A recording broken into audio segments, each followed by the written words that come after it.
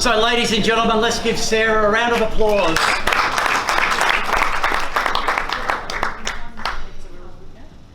Okay, good morning everyone. My name's Sarah Reimann, as Glenn and Stefan introduced. I know that some of you do know me. And this morning I just want to share with you perhaps a testimony, a story from a few snippets of my life, what I've been through. I grew up in a Christian home. Mum and Dad took me to church, a Pentecostal home. Went to church every Sunday. We're part of Paradise, the big church down, everyone knows, down in the northeast for many years. And it was a fairly normal sort of childhood, I suppose. But when I got to sort of teenage years, I found myself running into a little bit of trouble, and that's what I want to share with you today. So who here is a Christian? Yeah, who here is in business? Who's never had a challenge in their life? Okay, good. So I'm talking to the right crowd then. So once this is showing my age. Okay, so I dropped out of high school when I was 16, and that's probably quite a surprise to some people considering I'm an accountant now, but I didn't really quite like school. School got in the way of all the fun stuff, you know, like going out and boys and all of those sort of things when you're a teenager. So I actually didn't even finish year 10. I decided that I'd leave school because everyone knows that when you're 16, you've got everything sorted in life. You know what's happening. And anyone that's had teenage girls, thank God that's over, knows that it's a challenge. Let's call it a challenge. So, yes, I moved out of home at 16 as well, left school, moved out of home, and that's where I found myself in quite a lot of trouble because I'd moved in with a man that was much older than me. And it got to the point where for 4 years I suffered at the hands of domestic violence, and that's what that environment of that home and that lifestyle was. And it was very hard at that age to break away from that because you're young, you're naive. Everyone says in their 40s or 50s, I wish I knew now what I knew then. And so that really damaged me at a young age, but it also, looking back, shaped me into who I am because I grew up in a fairly sheltered home, I'd say, in the church, and you were told a certain message, and then I've gone and got myself involved in the completely opposite side of humanity, and trouble and strife and alcoholism and things like that followed with that lifestyle. So I got to about 20 and I thought to myself, there's got to be a better way to live. And I still had my faith, you know, I never let go of the fact that there was a God, that he was real, and that he wanted a relationship with me, because fortunately my upbringing taught me that. And I got to the point where I went, well, I know there's a better way to live. I was brought up in a non-abusive household, so to speak. I know that there's a better way to live. So my 20th birthday, Mum, fortunately I had the support of Mum and Dad. Mum helped me to move out of that situation, move out of that home, brought their little van around, and we packed it up and moved all of my stuff, and I actually drove to Melbourne. I'd never been to Melbourne in my life. Got in my car, my little Tirana, drove to Melbourne and stayed there for about a year just to basically escape what was going on here in Adelaide. And just went and got a job. I had really no training or anything, but I'd worked in bakeries and supermarkets and retail, so I just took what we did back then is we printed our resume out and we took it around to all the bakeries and things like that, and I just got a job.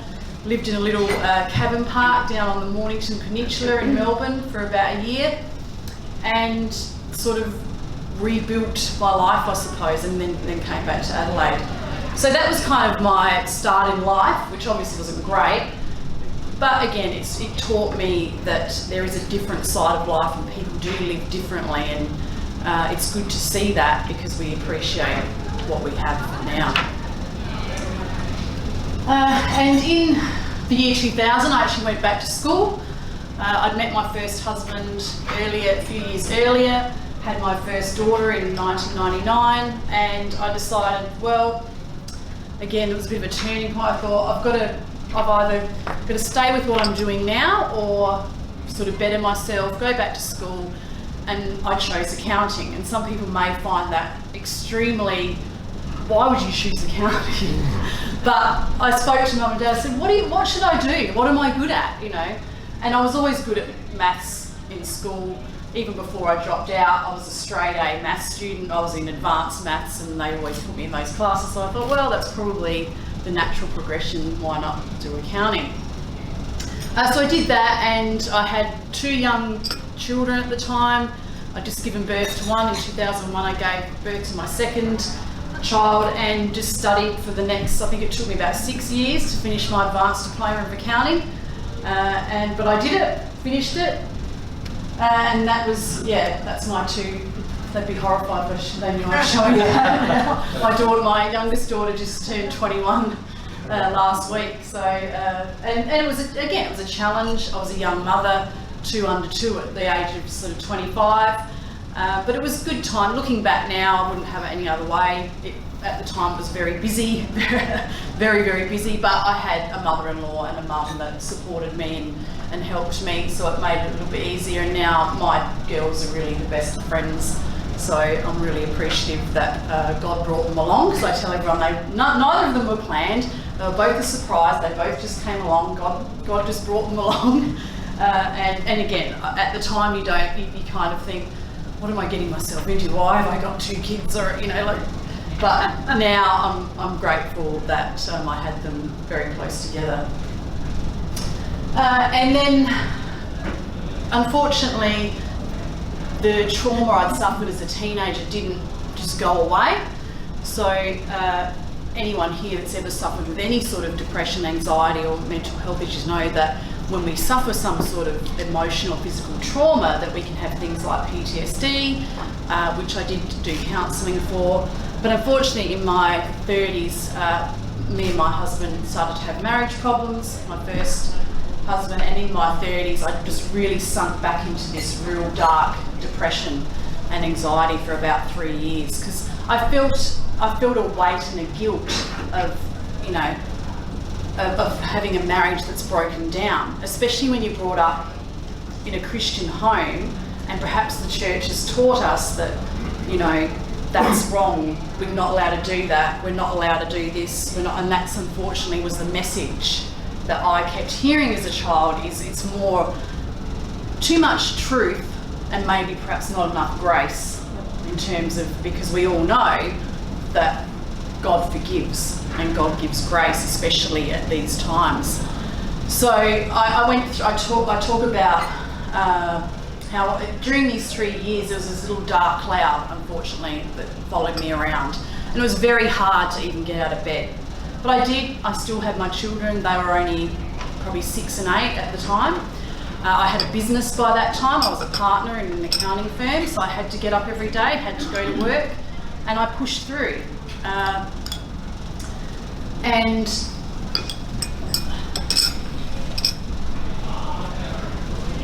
in 2010, that was probably the worst year of my life, I'd say. It actually felt worse to me than what happened to me as a teenager. But again, I got to the point where I had this resounding message in my head, if you like, of there's got to be a better way to live. And clearly that was the Lord speaking to me, saying, Sarah, there's a better way to live. You don't have to be like this. Because, again, anyone that knows about, who has suffered with depression knows that there's this carousel of negative thoughts that just keep going round and round in your head. And when you have a good day, when I had a good day, I used to mark it on my calendar because I wanted to see if I was getting better. So in a 30-day period, I may have had 4 or 5 good days, and which wasn't great. I'm thinking, no, we can't have that. Everyone has an occasional bad day, but obviously when you've got severe depression, anxiety, they come a lot more often. So I did seek help. I sought counselling, I read books. When I got to the point where I thought there's got to be a better way to live, I really didn't go to a doctor. For me, I didn't go on to any sort of medication. Not that I'm advocating that, but that was just my choice. And the only thing I knew was there had to be something, someone, some resource out there that can help me get out of this. I had my faith, of course, but all of these other things helped me to understand that I could change the way that I thought, that it was my mind that was attacking me, and I didn't actually have to allow it to do that. I had a choice. So this, and when I tell my story, many people say to me, Sarah, why didn't you get medication? Why didn't you go on antidepressants? And to me, it was just my choice. I'd also probably seen a mother that had been on antidepressants for many, many, many years, and I just decided that for me, I didn't want to do that. So in 2011, that was the turning point where I just went, I've got to change. Something's got to give here. I'm either going to sink back into nothing. I mean, obviously when you're that depressed, suicide crosses your mind because you want to be free of these, the demons in your mind. And looking back, there was 5 areas that I believe really helped me to get over this depression, anxiety, and they were friendships, forgiveness, faith, fitness, and food. And at the time I didn't realise this, but just on reflection in the last probably 5 or 6 years, I'd realised that there was those key areas that really helped me. And I call them the 5 F's of a transformed mindset, and that's how I transformed my mind. And I'm no psychologist, I'm an accountant by trade. I don't purport to be any sort of, psychological guru, and I'm definitely not that. But one of the key things was fitness, and as Glenn told you in my intro, yes, I am a runner, and I just decided at the age of 36, 37 to start running. And I'd never done anything. I came from a family of people, couch potatoes. Like mum and dad did not advocate sport, they weren't active, they never encouraged sport or anything like that. It was almost boo-hooed in a way. So I just decided, and by this time I'd sort of met my husband now, Peter, and he started running, we started running together. And well, I started walking to begin with, but it was, has anyone here done any long distance running? There's 3 of us. Is that it? Like more than 10, like 10 Ks or something. Yeah, okay, well, we say long distance. Stephen, you told me you had. 1K. 1K. Or any sort of sport where it's, more than an hour or so. You get time on long distance runs. Like it's you and your mind against each other. And all of the demons come up and they all chatter. Has anyone read that book by Steve Furtick, Crash the Chatterbox? Steve Furtick, he's a Pentecostal pastor in the US. He wrote a book called Crash the Chatterbox, and it's talking about how you stop all those chattery things in your mind going on. But long distance running definitely challenges you on that, because you have to, if you start getting negative thoughts and you're training for a marathon and you're at the 20K mark and you've got another 10 Ks to go, you better get rid of those thoughts because they're going to stop you in your tracks. So it really helped me to get past that. And obviously my faith, God, and that's why I've got a reliable foundation, because God is reliable. He never changes. He was the one constant that was always there. We all know of that classic Footprints poem that was written when someone says to God, well, Jesus, why were you not there at my darkest moment? Because the footprints weren't on the sand. Well, that's because he was carrying you. And when I look back in there, I used to say to God, where are you? Why are you not here? When I was depressed and anxious and lonely, why are you not here? But yet God was there, because he was waiting for me to come to him and say, I need help, I need to change. Because we all know that we've got a free will and God's not going to interfere with that. So friends too, when you're depressed and when you feel guilt and shame as well, you don't want other people to know. Well, I didn't anyway. That was me. I didn't want friends to know. I didn't want family to know what I was going through. I was ashamed of a marriage breakdown. I thought I was going to get judged. I thought that no one would understand. But I was so wrong. When I actually did make a deliberate effort to get my friends back type of thing and told them what happened within my marriage and stuff, they supported me. They were 100% supportive of me.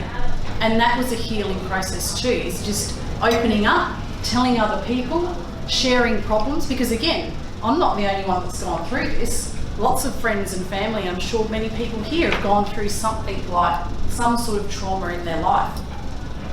And so opening up and sharing that, just like we are today, we're all sharing our own experiences at the table, we just share. And how good did that feel, to hear someone else's story and share your own? And forgiveness. I mean, forgiveness for me was a really massive thing, because we know that if we don't let go and we don't let God, we're just going to harbour. We're going to harbour things against people. You know, Joyce Meyer says that when unforgiveness is like drinking poison and expecting the other person to die. And of course, you know, clearly that's not going to happen. So the people in my past, you know, I had to forgive ex-boyfriends and ex-husbands, and that sounds awful, doesn't it? Gosh, I don't know why I said that. Anyway, you know, parents, and we've all had those things, is I had to forgive those people, and myself too, for what happened in the past. I had to let go of what I felt they'd done to me, because if I didn't, and my counsellor was one person that said to me, Sarah, stop trying to seek answers from those people that have hurt you, because you'll never get them. You'll never get a sorry, you'll never get an explanation. You have to let it go. And that was a turning point too, because again, it's mindset. Food was also surprisingly a big thing. I had a number of gut issues, which I found out is intrinsically linked to depression and anxiety and gut, etc. And so thankfully a friend who's a nutritionist and naturopath helped me to change what I was eating. And of course, when you're training and running as well, as many people would know, you can't eat junk food, takeaway. You can't do that, because that's not the fuel our body needs for long distance running. And so those 5 areas, I believe, are really key for me to transform my mindset.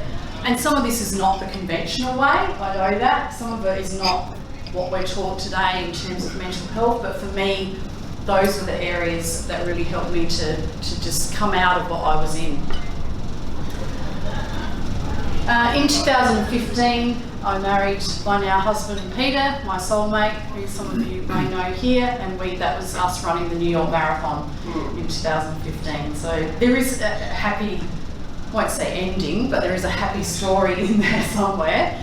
And yeah, Peter's been, he was probably as well a key in helping me to realise that, you know, you don't have to live a life of negative turmoil and drama, etc. That's not normal. So yeah, and that's my 2 girls today, Claire and Madeline. I did something right, they're still here.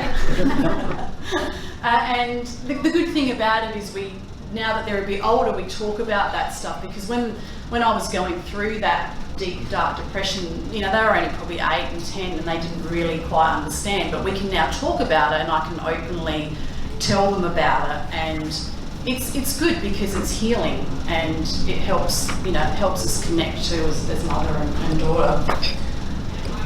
And in 2017, I had a bit of a career change. I decided I hated doing tax.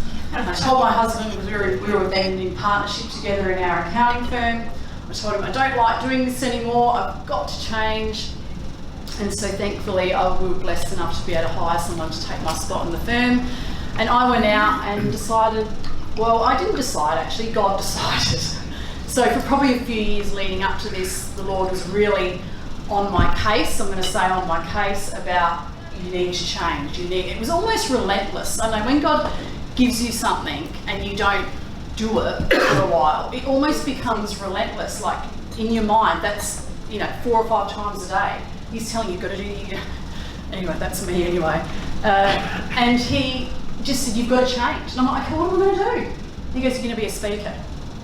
I'm like, are you serious? A speaker? I don't want to be a speaker. You know, I thought that was the furthest thing. I'm going, oh, I've got account, I can just do consulting. No. So he sent me off to professional speaker training. I got involved with some professional speakers associations, etc. But beyond that, in my day-to-day, because probably most of you may know that, you know, unless you're an influencer or a rock star, you're not going to make like 100 grand a year off of speaking. So it's more of a passion or something that I like doing. But I do consulting these days, so I use my accounting skills to help people understand their numbers better, do cash flow forecasting, help them improve business, because as we know, we can't grow and improve our business if we've got no money. And it's not about the money, like someone said before. I think, Francis, you said it's not about the money, but that story there of, you know, I saved 10 grand on a house and 10 grand potentially on lawyers' fees, man, does that help? That helps. And like you said before, Kathy, too, you know, when you grow up in a home that maybe has a poverty type of mindset, you start to think that money's not great or money's evil or something like that, when it is so not. If, you know, the reason that we should strive for financial freedom, I believe, is so that we can help others. You know, God's going to line our pocket to help, not for so we can go and buy Ferraris or $10 million beachfront apartments. I mean, you can if you want to, but so that we can help others. So we have, and it also gives us time and choices. You know, I know, Stefan, that you retired in the last 10 years and you've now got choices because you're financially set up, and that's what we want it for, not for greed. So we should all strive for financial freedom as Christians. And again, I think in years gone by, perhaps the church has taught it otherwise. But also giving. I mean, the church always talks about giving, but it's also for our own time and our own, and one, I don't know if we've got time for this, Stefan, but I just thought, you know, if anyone, if you want to write some of these things down, is, you know, change is necessary for growth. Who believes that? You know, if we don't change, we're not going to grow. And the old saying, if nothing changes, nothing changes, you know, we've all got to strive for that. And I just wanted to challenge you today is, you know, just think about things like how would you improve your physical health? You know, you might want to lose 10 kilos, I don't know. But how would you do that? How would you pay off your home loan quicker? We all, you know, if we've got a home loan, we all want to pay that off quicker because, again, that equals financial freedom. How can you save an hour a day? If you're really, really busy in your business, I come across most business owners I work with always tell me they're busy, I haven't got time. But how can you really sit down and maybe make your business more efficient? Save that hour a day, go home and see the kids earlier.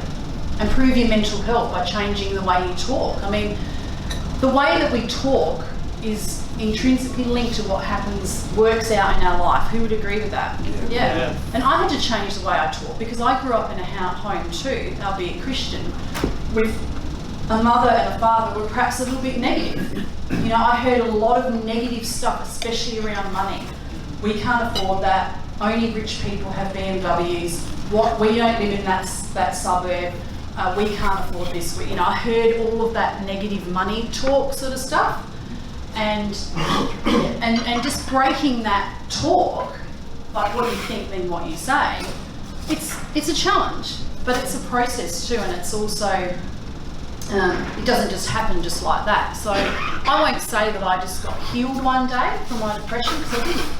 I had to work through it, and I think that God deliberately did that so that I would learn from what I'd done. If I just one day was depressed, the next day I wasn't, I haven't learnt anything then, have I? I haven't changed my mindset. And Stephen might send you out the slides of these anyway afterwards, so yeah. And I believe that little steps equals big changes over time. So again, you know, it took me a couple of years to really change the way I thought and to actually default into what we might call mastering our mindset. I mean, we're all learning. I'm no guru, no master at this, but what I do know is that now I'm at the point where I default to the positive. In December last year, I had a car crash. A big semi-trailer truck on Port Rush Road hit my car and I ploughed into a tree. I put it on Facebook and stuff, and people said, "Oh, you must have been so traumatised and scared and everything like that." And I thought to myself, I wasn't really. I got out, I sat in the car and I went, okay, I've just hit a tree, a truck's hit me, and I just started to think, well, I'm still alive. God saved me, the car saved me, and I defaulted to that immediately. And I actually rang a friend of mine who's like a life coach, like an NLP neuroscience lady, and I said to her, am I suppressing feelings? Is this okay? And she said to me, no, Sarah, you've mastered your mind to default to positive, and that's okay. Because, you know, we don't want to push down trauma, do it. And so I think that's a good point to be at, where we just default to the positive. And again, for all business owners, value your time. I'll just leave you with this. Time is free, but it's priceless. You can own it, but you can use it. You can't keep it, but you can spend it. And once you've lost it, you can never get it back. And that, I found that quote a number of years ago, and it just spoke to me because it's so true, isn't it? You know, time is a gift. That's why God calls it the present. So that's all I have for you today. I do have an online course called Financial Mastery. It's for small business owners that want to learn a little bit more about finances, how to do some budgeting, how to use things like Xero and MyUp and QuickBooks, those sort of things. So if you're interested in that, you can go to my website and find out. Sorry, I didn't bring any cards or anything. That's very remiss of me.